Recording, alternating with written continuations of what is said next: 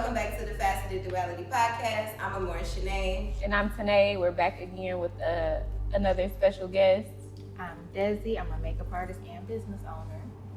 Hey, Desi. Hey, Desi. So, makeup artist, clearly we can see that you're talented. Tell us about your business. Like, what do you do as far as? I have a spirituality business. I sell these chakra bracelets, and then I'm going to do like candles, Florida water, all kind of spiritual tools. And those chakra bracelets are very pretty. Thank you. What I brought crystal you do guys have on there? some. Woo. I got clear quartz, the root chakra. Look like a little lapis lazuli. Yeah, this one is Sodalite. Okay, Sodalite. I bought you guys. Very good. Yes, always. Aww. This is the heart chakra and the throat chakra. It is. We're going to put her website in the bio and Yes. caption information. So y'all can tap in with her. Thank you. It That is is green nice. aventurine and Sodalite. Nice. We're matching. We're twins. Aw. Well, thank you so much for that, Desi. Podcast. Yes, yes. Keep an open mouth and an open heart. She set the tone to come bear gifts for us. Right? Never Much come anywhere appreciated. empty-handed. Much appreciated. So what does spirituality mean to you? It is basically getting rid of everything we're indoctrinated to do to get to know your true existence. That's what it is to me. Because we're all humans having a spiritual. What is it? I said that backwards. Yeah. We're spirits having a human experience. Yes. Yeah, that. So how did you get into spirituality? It kind of like found me because I was in high school. My teacher taught religious studies in another place, so she merged it in with our lessons. So I learned about different religions. And then in high school, I ran into a lot of atheists, and one of my professors was like a conspiracy theorist. We did like we did projects on like the Bilderberg group and all kind of secret societies. But I think it really hit me when I found the Secret DVD in my mom's room. I was just watching it and I'm like, wait a minute. Why she ain't been showing me this? Exactly. It's dope that your mom had that. Yeah. Mhm. Shows what her mindset is too. I think that's similar for me. Like I started questioning things. Like I think as kids we're all naturally curious. Like when stuff don't really make sense, we ask those types of questions. But I started to see the connections. I took a world religions class my freshman year in college, and I was like, this shit is just too connected. Yeah. Because when you see other perspectives, that's when you start to question your own. Perspectives and reflections too. So I'm like, this the Egyptians is basically saying what the Christians is saying, and the Catholics is just saying what the Christians is saying, but they say it like kind of all in their own secret language. Yeah. Because even with the Bible, like there's a lot of secret messages, I guess. Definitely. But I never seen the secret. Y'all seen that, or the more you seen that? It was introduced to me on my journey some years back before I was in more of an enlightenment space. I don't feel at the moment I was that receptive of it when I watched it, but I recall once I became more in alignment on the journey, I reflect back like, oh, I remember when I was at a studio one time and these artists had it playing and they was like, you should check this out. So Vessels was trying to like give it to me. And I remembered a little of it about just the power of a thought and law of attraction. That kind of stuck with me. So, yeah. And that's so funny that you say that because it's like, it never hits you until it's time. Like even if you see what somebody else saw, it just doesn't hit you until it's time. For sure. It's like literally the seeds get planted on the journey and then you begin to water them and they flourish for real. Yeah. As far as the spiritual journey though, in connection to what y'all was saying, for me it happened with school too versus like my science class versus what I was being taught at home. And like I came up in a Christian household and my grandmother was avid with Sunday service and me in Sunday school, and I was always a kid who asked questions. And they would get irritated with my questions. And I used to be like, well, why they get mad? Like, I just want to know. Like, they didn't have the answer. And it wasn't connecting for me scientifically as far as what I was learning in my science books and just about Earth and galaxy and cosmos and neutrons and like all of this. I'm like, wait, something's missing. And that's what sparked me to just dive deeper for my own understanding. I think it's funny how our parents are, I'll speak for my parents, very much so pushing like the importance of education, but as soon as you start learning something that doesn't fit within like the realm of what they want you to know, like, so go to school, but like don't listen to them. Because I feel like school is not really education. Like, it's really just teaching you how to follow. It's systematic of that for sure. And the duplication of the way schools look in hospitals and jails and Exactly. subconscious Psychological it's deep. And I always tell my son that too, like, you know, of course you're going to school to attain these things of completion, but I incorporate homeschooling and spirituality on this journey for me, have that balance of awareness. Yeah. So with you having you coming into like your more spiritual knowledge, what came first, like the knowledge, or did you realize that you were gifted, or that you know something was just a little different from others? I feel like the knowledge came first, and that's when I started digging deeper and like uncovering stuff. I would say it that way. And I was like reading a lot of books, and the books were making me like go down rabbit holes. Ooh, them rabbit holes. Man, you never come out. They be deep, don't it? You be looking at everything sideways, like, but it's a beautiful journey. It's definitely a time where it feels a little not so comfortable, as you like really purging through unlearning and relearning. That moment can feel difficult, but and it can feel lonely sometimes until you like really like what's the word I'm looking for? Accept it. So yeah. Acceptance, and then being on that higher frequency to align more with those type of spirits that are reflections or mirrors of your own, more of your tribe, like tribe energy. You know, oh, I'm not alone at all. I was just feeling alone in the midst of the environment and what I came up in, but it's really not alone. And alone is all oneness anyway. I think I said that before. So specifically referring to like the spiritual gifts, like what did you discover about yourself? I need some time to think about this. What did I discover about myself? Do you have any spiritual gifts today? I can smell bullshit like a mile away. No, for real, like, you can smell it. and it's just crazy reflecting back on stuff. Like it's the intuition. So I guess that's what I was just about to say. That's the main thing. Sometimes it's just a feeling, but like sometimes like I'll have dreams about stuff and I'm like, couldn't be. Until you be in the awakened state, like, oh. Then like 21 days later, there's the damn proof right there. So definitely dreams, like the gut feelings, and then like I think this is more so dependent on the person. Like, and again, none of this stuff I have control over because it's a lot. I haven't mastered them, I should say, but I do think there's like a non-verbal communication or a knowing, or just when you're connected with people very closely and intimately, you can kind of sense things about them, or things that they may be not so quick to say verbally, but you still kind of have that understanding. So I think that's a spiritual gift as well. I have too. But to be brief, it's definitely as an intuitive empath and through dreams.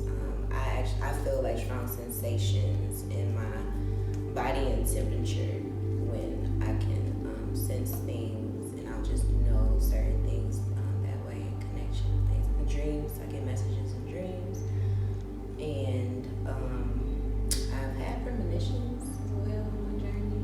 Like literally, like had Raven Simone moments, like like touch something, You literally like, stop and just and like see it. Like that's only happened like a few times. But I remember prior to like getting more on a higher frequency myself and more of my spiritual journey, these things were a little vague or ignored, but they always existed. But they just got more enhanced and developed, and I became more connected for me to be really aware of them and how they are gifts to use on my journey. You know, that's a protection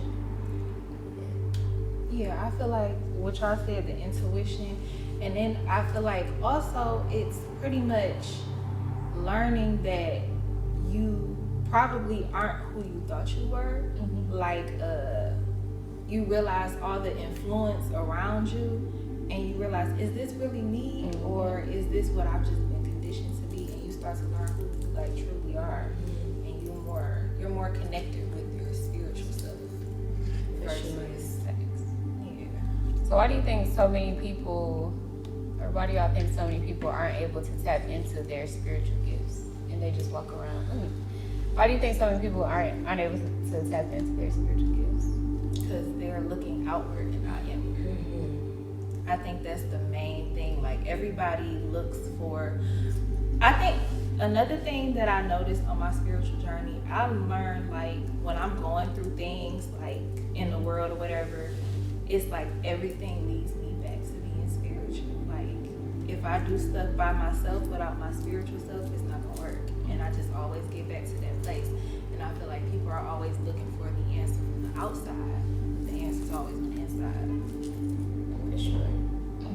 I think people, there's like a very defeated energy that's been going on, especially like pre-COVID, but I think I'm not supposed to say COVID because the video might get flagged. Really? So Probably, they seriously. pre-pandemic, I think there's an energy of just like hopelessness. People don't understand their power, so it doesn't give them the motivation to do the spiritual work that it requires to tap into your gifts, because it's just like, I don't know, everybody just seems so defeated and like, what can we do, and like the government this and this and that and the money, like people don't have the desire for more. Residing in fear. Yeah. It's a lot of fear-based energy. So when you release fear and you know that you have the power to also create your reality, your universe, that you don't reside in those fear-based spaces to be controlled in those ways, energetically or with your thoughts. So, and it take intentional consistency of like unlearning that. And I just think a lot of people get discouraged for sure to just do the norm, versus going outside of that box to evolve from. And then even with that, I think it's not an all or nothing type of thing. That's something I struggle with, because I'm like, well, I like to have balance, you know what I mean? So depending on who you're talking to or what spaces you're in, they'll tell you have to basically leave behind everything that you used to be or that you used to know.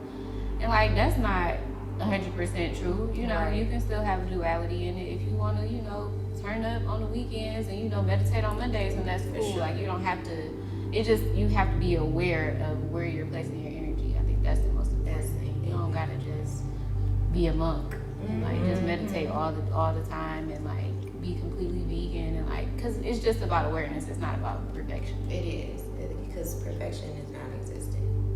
And I feel like a lot of people don't realize that our world is like an illusion. And it's like we say that, but it's hard to grasp it. Yeah, because like I can feel this. Yeah. It's real, but it's fake.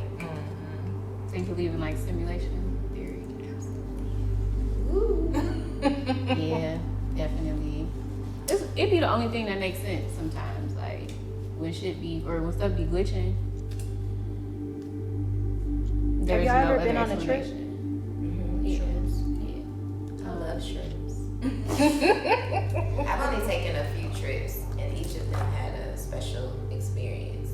One was a very purging and comfortable one that did more healing.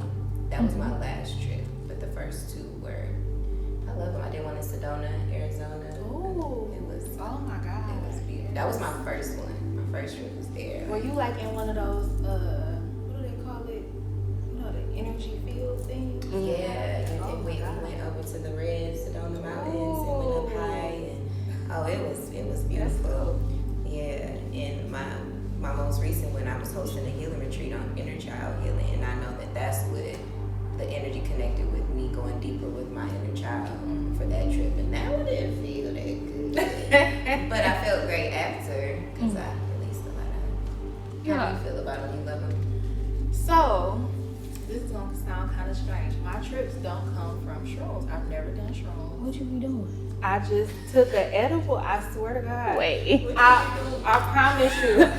I promise. What? Because I don't smoke. What kind of edible? Oh, I don't smoke, so it's like it was a really, really strong edible, and like I went through a whole ego death. Wow. Like it was. Nobody believes me when I say it because you know. No, I everybody believe you. I believe you because I done been high as hell before, and I felt like I was out of my body. But, Literally, I was literally out of my body. but the thing with that for me is it gets to a point where it's hard to think. Like you be so high that it's hard to think. Yeah. But with shrooms, I feel like it more so stimulates the I mind. still want to do that. Really? One time. Talk to me after the And you after we really record. looking up at the cosmos and like in nature. That was my second trip, and I was just like, it was such a vibe. But what I really personally with shrooms, I feel more so the effects afterwards, like the weeks afterwards. I just feel like I be having epiphanies like 2 weeks later type of shit. I'm gonna pay I more think attention to that synchronicity. That could be a thing. I think because during it, like I be so fascinated with just the littlest right? shit. I'm I be looking at a my little, hands like, yo, you see that? looking at a little ball of dust, like, oh, you're so cute. Oh my! It really does that. It enhances the community. So that's why I've been scared to do it because I be feeling like if I feel like that with weed, like what am I gonna feel like? It's different though. They're different. They like distant cousins. For sure. Lord. And if you start with just microdosing, little something, you'll be happy. Make sure you're in a safe space. You know. I safe experienced my own death. Through edibles? Yes, I swear to God. You want to share a little bit of that? You don't have to. Where do you get these edibles from? Girl, my friend. So we were at a party or whatever. I told them not to give them to me because I know how I get off of them. So I'm sitting there and I feel them kicking in, and I'm like, I feel myself leaving my body or whatever, right? Everything started getting like bright and everything like that. So I'm like, y'all gotta take me home. Like, period. I have to go home right now. By the time we got outside of the building, I was out of my body. It felt like I was like, you know, like in a virtual reality game. Mm-hmm. Like how astral projection is a little bit, or lucid. If you played a VR, you need to play a VR game because that shit feel weird. Like I know exactly what you're talking about. Like yeah, dude. Okay. Like I was in there, but I was not in there. Yeah. You know what I'm saying?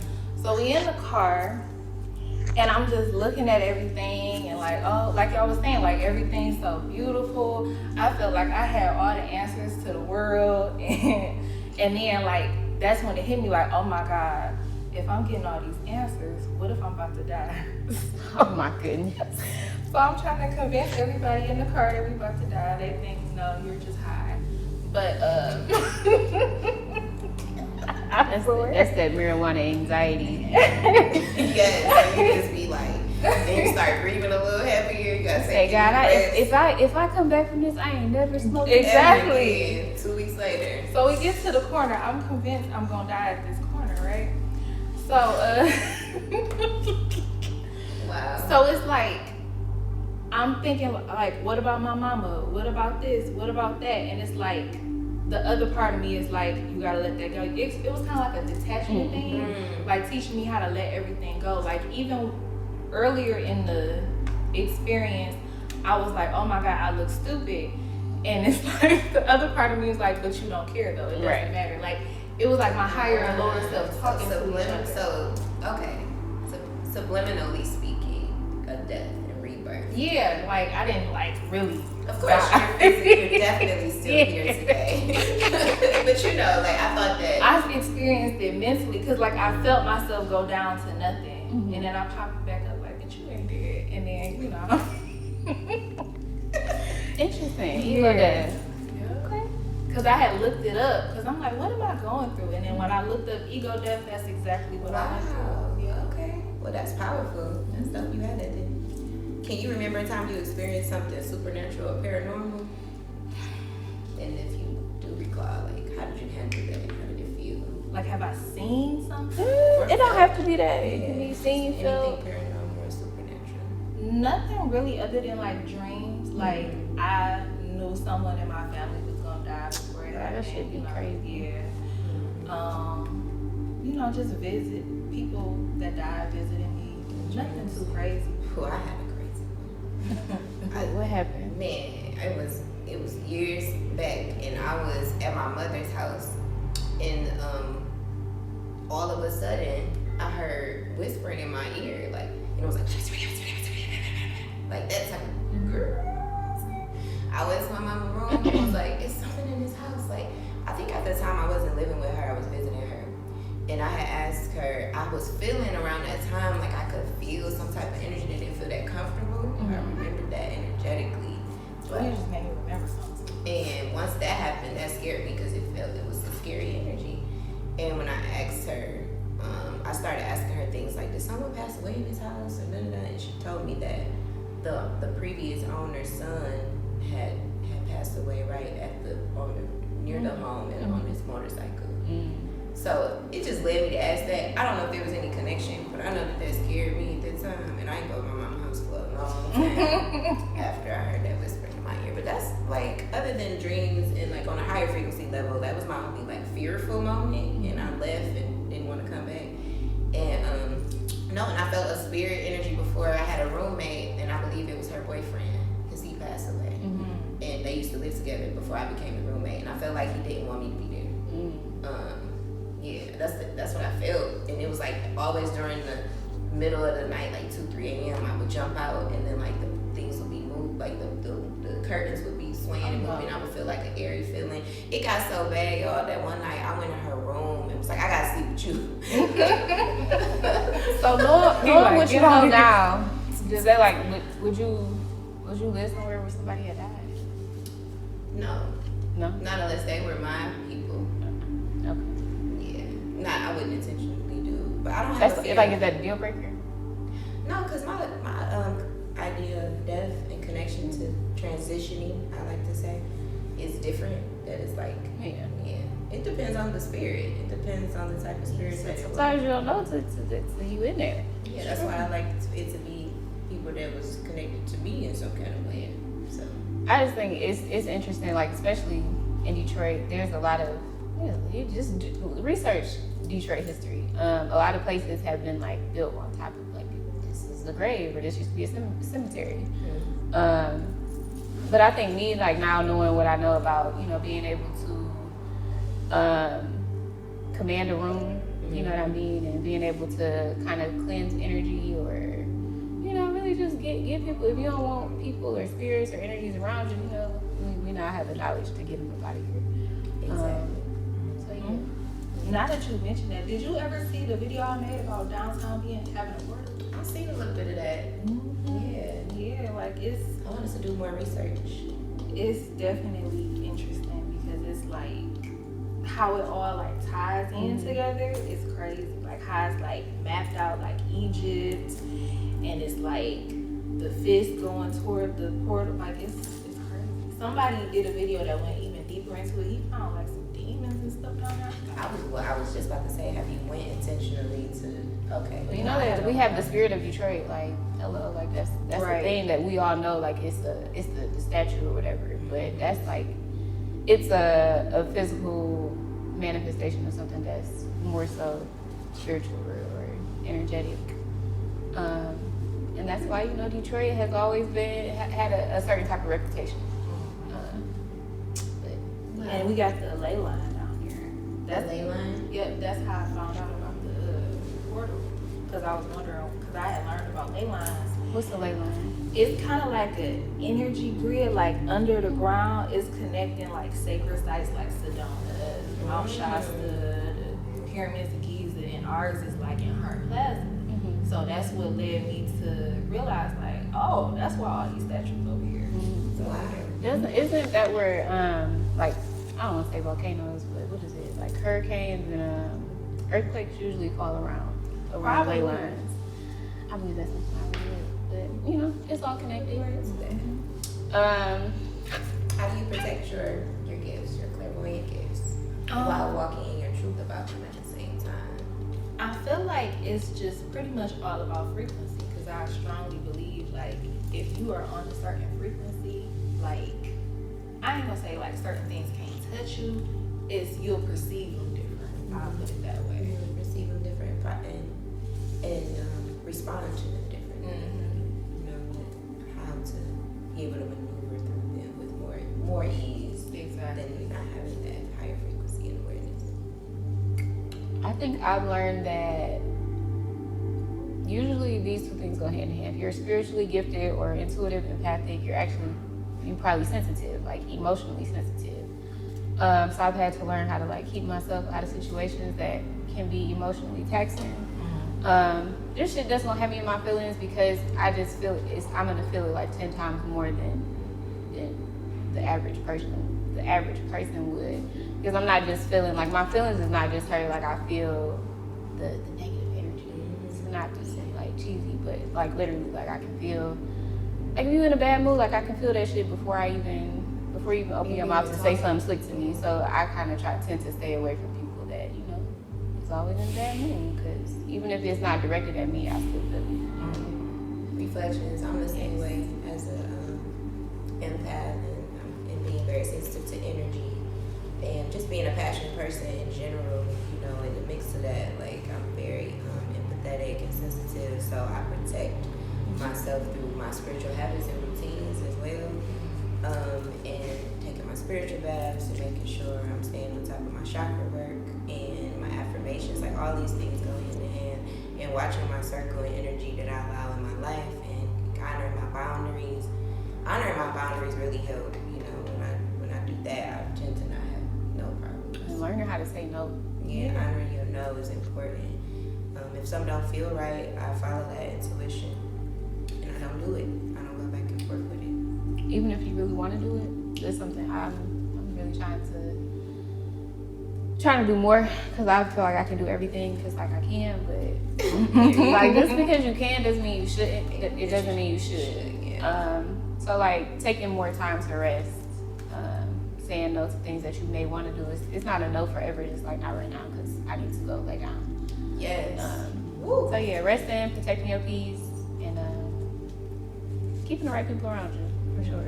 And I think it's also important, like, of course I like do my protection and everything like that, but also I like to try to get the message, like if I encounter negative energy, try to get the message from it, like what is this trying to reflect back to me and stuff like that. I do the same thing. I definitely do. And I like those times, those moments. Yeah, that's when you learn the most. Learn the most, yeah. And it's dope to be able to even know that and utilize that, because there was times where I wasn't aware of that and everything just seemed like, oh, we get into it, that's that, and then I'm creating this whole energy of like, I don't mess with them no more because of this, and it's like really it was the purpose of that whole experience. So I'm grateful to know that now.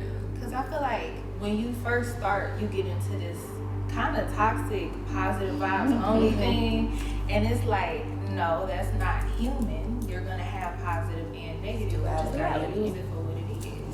Thanks. Yes. And I feel like sometimes that can like turn into escapism, like just always, if we like always cutting people off, it's something that you gotta reevaluate. Exactly. I disagree with that. I think a lot of people have to go. Like, For sure. but I think it's important to know your boundaries first and be firm on those, because everything is really not that serious.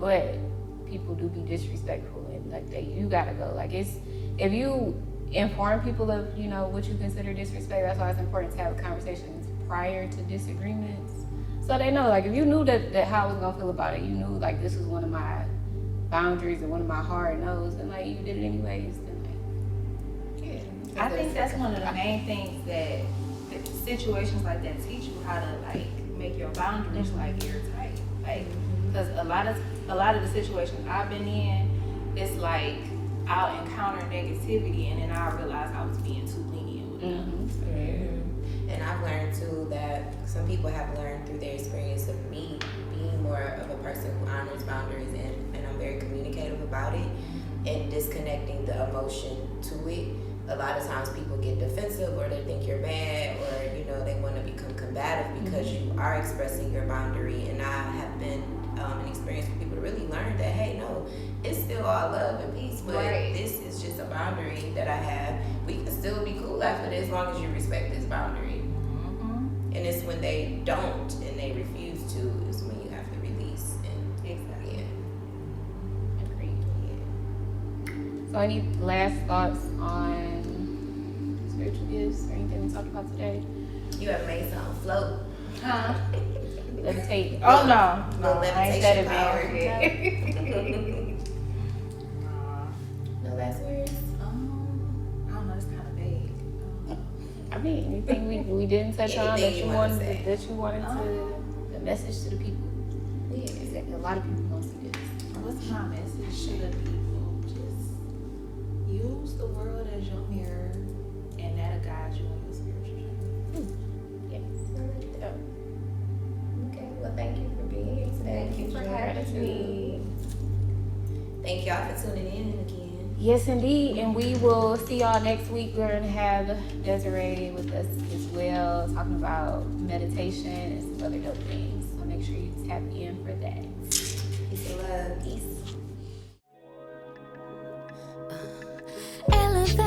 Elevate, levitate.